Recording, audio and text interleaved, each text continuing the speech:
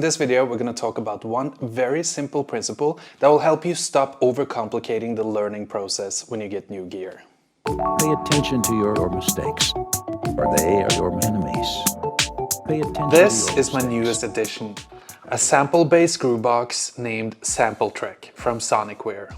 Something I think we all experience with new gear is the sensation of being overwhelmed with all the new features. That we can't get our ideas down as quickly as we're used to with more familiar gear. Or, as we go through the instruction manual, we get bogged down with trying to learn all the features. Especially if you have a lot of other things requiring your time. Work, family, friends. It might be difficult to have uninterrupted time to sit down and learn a device properly. So here's an approach that I have found that works well with learning any new device or instrument. Or any skill at all, really. And that approach is to go back to basics. Go as simple as you can. And I mean really basic. Think about what you need to make music. If you want to take it to the extreme basics, all you need is sound. You got sound? Great, you're already off to a good start. Mess around with the presets and enjoy the fact that you're producing beautiful sound. Next, figure out what's the main idea behind your device. Is it a synth?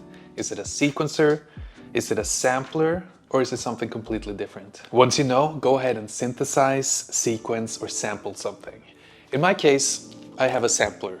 And I'm gonna go ahead and sample something straight away, so I have some sounds that I enjoy and like and feel inspired by. So I'll go into Splice and I'll find some nice one-shot samples and add them to the device.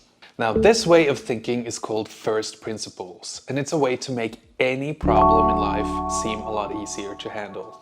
The entire point is that you go back to the basics, to the fundamental building blocks, and start from there so that you don't get bogged down and distracted by all the unnecessary and overwhelming details. Kind of like that illustration with the jar and the rocks and the pebbles and the sand.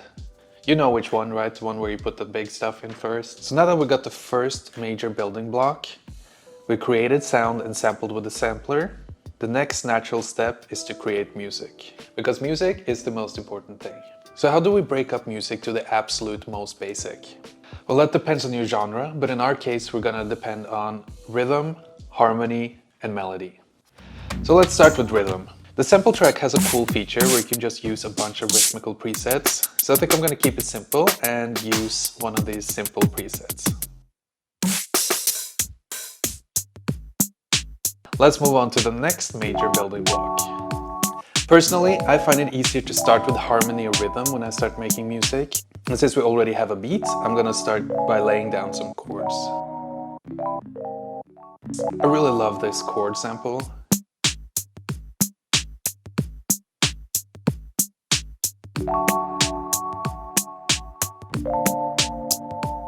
And I really like this vibe.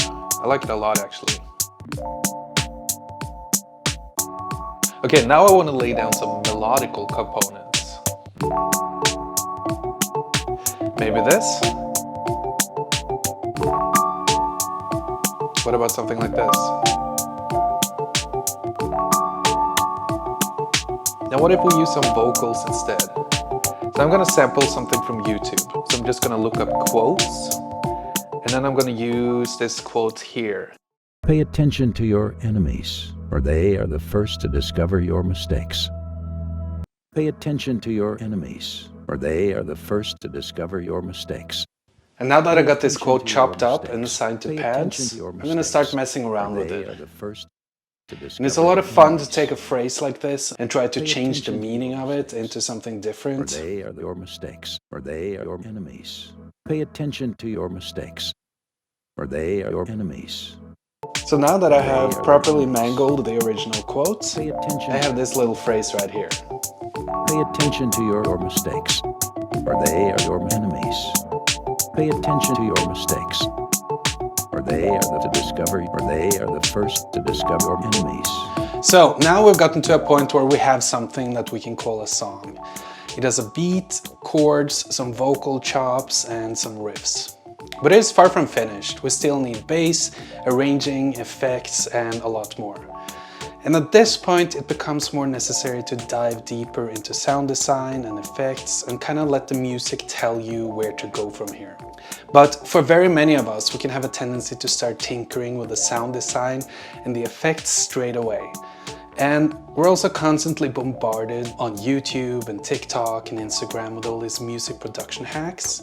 And they provide a million different ways to do something seemingly simple, but often in a more complicated way.